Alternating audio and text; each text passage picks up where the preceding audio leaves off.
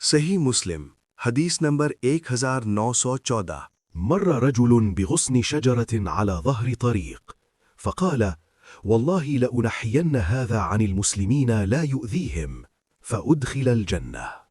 نبی کریم صلی اللہ علیہ وسلم نے فرمایا کہ ایک شخص سنسان راستے سے گزر رہا تھا. سخت گرمی تھی، سورج آگ برسا رہا تھا، پیاس سے اس کا گلا خشک ہو چکا تھا. اچانک اسے ایک درخت کی نیچے کانٹوں بھری ٹہنی پڑی نظر آئی جو راستہ روک رہی تھی. اگر کوئی مسافر گزرتا تو اس کے پاؤں زخمی ہو جاتے. اس نے ادھر ادھر دیکھا، کوئی دیکھنے والا نہیں تھا، نہ تعریف کرنے والا نہ شکریہ ادا کرنے والا.